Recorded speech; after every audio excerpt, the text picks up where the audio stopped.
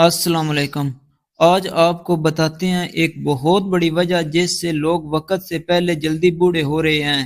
اس کا جاننا بہت ضروری ہے کیونکہ بہت سے لوگ ہیں جنہیں اس بات کا خیال تب تک نہیں آتا جب تک وہ بوڑھے ہو چکے ہوتے ہیں۔ آپ کسی بھی عمر میں ہیں، آپ کے جسم میں آئرن کی مقدار نارمل سے زیادہ ہے تو آپ جلدی بوڑھے ہو جائیں گے۔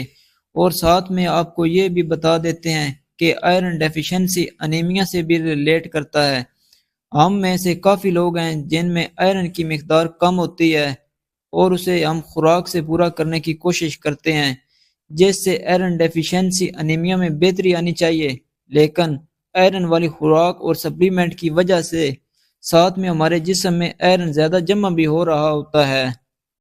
ایک ریسرچ ہے جس میں انہوں نے بوڑھے لوگوں کے ٹیشوز لیے اور ساتھ میں انہیں کمپیئر کیا ینگ لوگوں کے ٹیشوز کے ساتھ کہ ان میں آئرن کی مقدار کیا تھی، اور دیکھا کہ اولڈ ٹیشوز میں آئرن زیادہ جمع تھا۔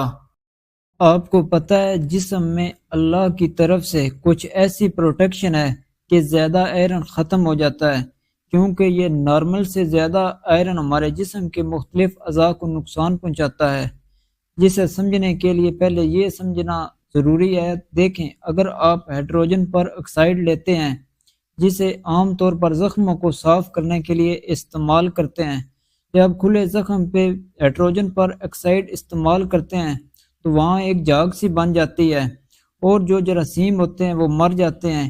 اس میں بہت پاورفل کی اینٹی میکروبیل خوبیاں ہوتی ہیں۔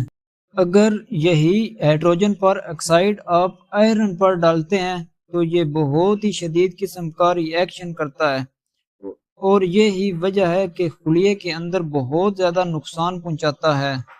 یہ ایون خلیوں میں موجود ممبرینز، ڈی این اے اور میٹوکانڈریا جس سے طاقت ملتی ہے اسے بھی نقصان پہنچاتا ہے، جس کے بعد جسم میں مختلف قسم کی بیماریاں پیدا ہوتی ہیں جن کا ہمیں پتہ بھی نہیں ہوتا۔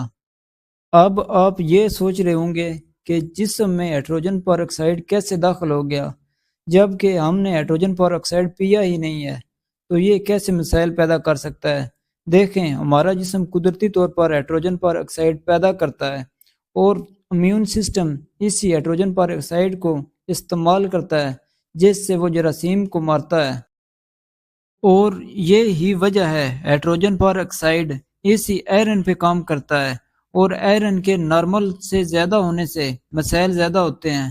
اس کی وجہ سے بڑی عمر کے لوگوں میں بھولنے کی بیماری الزائمر ہو سکتی ہے، سر اور ہاتھوں کا نہ چاہتے ہوئے کپ کپانا جسے پارکنسن یا ریشہ کہتے ہیں وہ بیماری ہو سکتی ہے، دل کی بیماریاں ہو سکتی ہیں، ایون ڈی این اے میں خرابی کی وجہ سے کینسر جیسا مرض بھی ہو سکتا ہے۔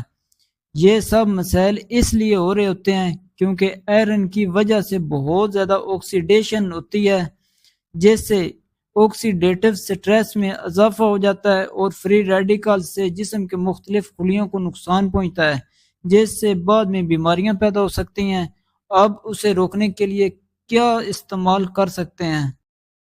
دیکھیں، سب سے پہلی چیز قدرتی طور پہ اینٹی آکسیڈنٹس ہیں جو کہ اس کے برے اثرات کو کم کرتے ہیں، جنہیں آپ کو سپلیمنٹ یا خوراک سے حاصل کرنے پڑتے ہیں، لیکن ہمارا جسم بھی قدرتی طور پہ کچھ اینٹی آکسیڈنٹس بناتا ہے جو کہ باہر سے لیے گئے اینٹی آکسیڈنٹس سے زیادہ ضروری ہوتے ہیں۔ بہت سے لوگ بڑی عمر میں کرونک انفیکشن کا شکار بھی ہو جاتے ہیں، ان میں سوزش رہنے لگ جاتی ہے، اور مزید یہ کہ ہم جتنا بھی بچیں بڑھاپا ہمیں آ کے ہی رہتا ہے۔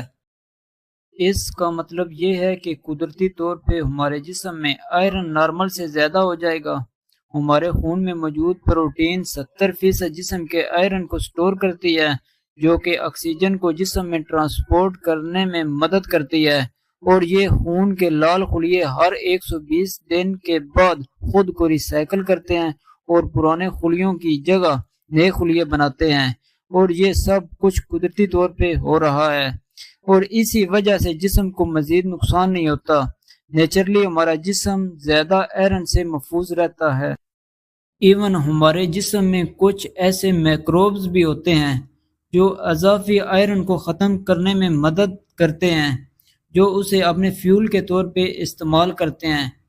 ایک اور زبردست بات آپ کو بتاتے ہیں، جو لوگ خون ڈونیٹ کرتے ہیں ان میں سے کافی لوگوں کو بلڈ ڈونیشن کے بعد بہت ہی اچھا محسوس ہوتا ہے، کیونکہ وہ زیادہ آئرن سے جان چھڑا چکے ہوتے ہیں، اور جسے اچھا محسوس ہوتا ہے تو سمجھ جائیے اس کے جسم میں آئرن زیادہ تھا۔ اب اس کی کیا وجوہات ہو سکتی ہیں؟ اسے سمجھنے کے لیے ایک منرل جسے کاپر کہتے ہیں اس کے بارے میں جاننا بہت ضروری ہے۔ اگر آپ کے جسم میں آئرن بہت زیادہ ہے اور کاپر کی مقدار ناکافی ہے تو مسائل پیدا ہو سکتے ہیں، اور جن لوگوں کو لگتا ہے کہ یہ مسئلہ ہے تو انہیں پہلے کاپر کے استعمال کی بجائے آئرن کو اپنے جسم میں کم کرنا چاہیے۔ کوشش کریں جو بڑی عمر کے لوگ ہیں انہیں آئرن سپلیمنٹ بنا ٹیسٹ کرائے کبھی بھی استعمال نہیں کرنا چاہیے۔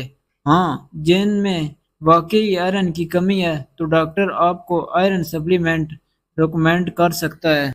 آپ کو آئرن خوراک میں کافی مل جاتا ہے، جس طرح مختلف قسم کے گرینز میں ہوتا ہے، آٹے میں ہوتا ہے، پالک میں اور انڈے میں آئرن کافی ملتا ہے۔ اس کے بعد اگر آپ کاپر کو خوراک سے زیادہ کرنا چاہتے ہیں تو سی فوڈز میں کافی زیادہ ہوتا ہے، آرگن میٹس میں ہوتا ہے، جس طرح کلیجی وغیرہ ہے، سورج مکھی کے بیج میں بھی کافی ہوتا ہے۔ اب دوسرا طریقہ کون سا ہے جس سے آپ اس اضافی آئرن کے برے اثرات کو کم کر سکتے ہیں؟ وہ یہ ہے کہ آپ اینٹی آکسیڈنٹس زیادہ استعمال کریں، جس سے اس آئرن کا آکسیڈیٹو سٹریس جسم میں کم ہو جاتا ہے۔ اس لیے ضروری ہے کہ ہم جسم میں اینٹی آکسیڈنٹ کا لیول زیادہ رکھیں، اور اینٹی آکسیڈنٹس زیادہ کرنے کے لیے ہمیں گلوٹامین کی ضرورت پڑنی ہوتی ہے، جو کہ ایک امینو ایسڈ ہے، اور عام طور پر باقی فوڈز کے علاوہ یہ لال بنا چربی والے تازہ گوشت میں کافی زیادہ ہوتا ہے، جو کہ جسم میں اینٹی آکسیڈنٹ کے لیول کو کافی زیادہ بڑھا دیتا ہے، اور اسی وجہ سے آکسیڈیٹو سٹریس کو بھی کم کر دیتا ہے۔ اور یہ بات جاننا بہت ضروری ہے کہ کچھ چیزیں ایسی ہیں جو اس اینٹی آکسیڈنٹ لیول کو کم کر دیتی ہیں، جیسے الکوہل کا استعمال اینٹی آکسیڈنٹ لیول کو کم کر دیتا ہے، سگریٹ پینے سے اینٹی آکسیڈنٹ لیول کم ہو جاتا ہے، جنک فوڈز کے زیادہ استعمال سے کم ہوتا ہے، ہوا میں موجود پولوشن سے اینٹی آکسیڈنٹ کم ہوتے ہیں، اس لیے ان چیزوں سے بچنا بہت ضروری ہے۔ اس کے علاوہ اگر آپ اینٹی آکسیڈنٹ کو ویسے سپلیمنٹ کی شکل میں لینا چاہتے ہیں تو وٹامن سی ہے، وٹامن ای ہے، جنہیں آپ اپنی خوراک میں لازم پورا کریں، جس طرح سٹرس فروٹ میں وٹامن سی کافی ہوتا ہے، وٹامن ای اولیو آئل میں ہوتا ہے۔ اس کے علاوہ مختلف قسم کے نٹس میں یہ وٹامن کافی ہوتا ہے۔ اب اینٹی آکسیڈنٹ کے زیادہ خوراک میں کھانے کے ساتھ ایک اور چیز بہت ضروری ہے، وہ یہ ہے خوراک میں صحیح پروٹین کا استعمال، اور اسی وجہ سے جیسے جیسے عمر زیادہ ہوتی ہے ہمیں پروٹین کا زیادہ استعمال کرنا پڑتا ہے، اور اسی وجہ سے کہتے ہیں کہ صرف سبزیوں پہ نہ رہیں، کیونکہ سبزیوں میں پروٹین زیادہ نہیں ہوتی، بلکہ اپنی خوراک کو متوازن رکھیں۔ خوراک میں پروٹین کافی ہونی چاہیے، انڈے، مچھلی، گوشت وغیرہ کا لازم استعمال کریں۔ کچھ دوسری چیزیں بھی ہیں جن سے آپ اینٹی آکسیڈنٹ لیول کو بڑھا سکتے ہیں، جس طرح سے زنک لے سکتے ہیں، میگنیز سے بھی اینٹی آکسیڈنٹ لیول بڑھ جاتا ہے۔ یہ دونوں ٹریس منرلز ہیں جو سی فوڈز میں زیادہ پائے جاتے ہیں۔ ساتھ میں میگنیشیم لے لیں، جو کہ آپ کو مختلف قسم کے سیڈز میں کافی مل جاتا ہے۔ سیلینیم والی خوراک کھائیں، اس سے بھی اینٹی آکسیڈنٹ لیول میں اضافہ ہوتا ہے۔ اضافی آئرن کو ہمارے جسم کے مختلف ٹیشوز میں سے نکالنے کے لیے یا کم کرنے کے لیے خوراک میں آئرن کم کرنے اور اینٹی آکسیڈنٹ بڑھانے کے علاوہ اور کیا کر سکتے ہیں؟ اس کے لیے ایک اور کمپاؤنڈ ہوتا ہے جسے کوریسٹن کہتے ہیں۔ آپ کو پتہ ہے دنیا میں سب سے آسانی سے ملنے والا ایسا ایک کھانا ہے جس میں کوریسٹن کی مقدار کافی زیادہ ہوتی ہے، وہ چیز پیاز ہے۔